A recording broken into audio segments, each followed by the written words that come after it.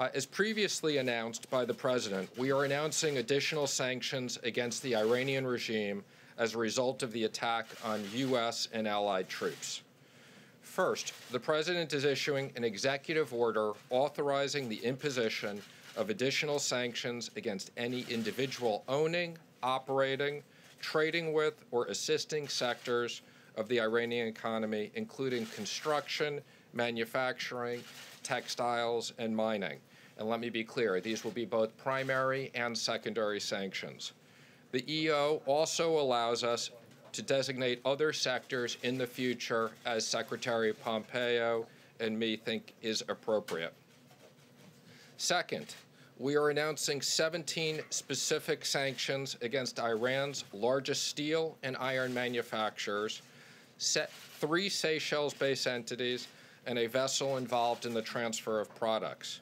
As a result of these actions, we will cut off billions of dollars of support to the Iranian regime, and we will continue our enforcement of other entities. Third, we are taking action against 8 senior Iranian officials who advanced the regime's destabilizing activity and were involved in Tuesday's ballistic missile strike. Secretary Pompeo will comment more on this. Today's sanctions are part of our commitment to stop the Iranian regime's global terrorist activities. The President has been very clear. We will continue to apply economic sanctions until Iran stops its terrorist activities and commit that it will never have nuclear weapons. I'll now turn it over to Secretary Pompeo.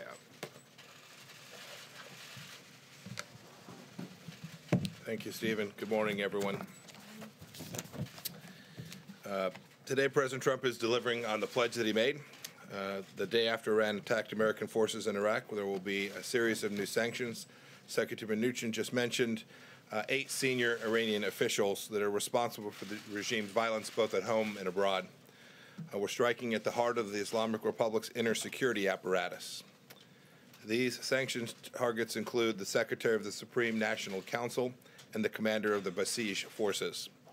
That's the regime's brute squad, which has in the last few months killed approximately 1,500 Iranians who were simply demanding freedom. Our action also targets other senior leaders close to the Ayatollah. They've carried out his terrorist plots and destabilizing campaigns across the Middle East and around the world. They've employed soldiers across the region's battlefields. They've trained militias in Iraq, Syria, and elsewhere in the arts of domestic repression. Today, they're accountable for murder and mayhem. The goal of our campaign is to deny the regime the resources to conduct its destructive foreign policy. We want Iran to simply behave like a normal nation. We believe the sanctions that we impose today further that strategic objective. Our campaign is composed of diplomatic, economic components that have deprived the regime of billions in revenue that the regime has used to fuel death and destruction across the Middle East and all across the world. Sadly, the previous administration had opened up revenue streams for Iran.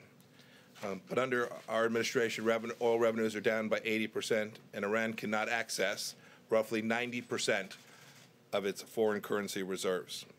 And not even 2 weeks ago, President Rouhani of Iran admitted that our sanctions have cost Iran over $200 billion in lost foreign income and investment. As long as Iran's outlaws' ways continue, we will continue to impose sanctions. Finally, I want to reiterate President Trump's concern for Americans and dual national citizens detained inside of Iran. Iran knows these individuals have committed no crime. They know the charges against them are fake, and we will do all that we can to get each of them returned home safely to their families. With that, we'll take just a few questions. Yes, ma'am.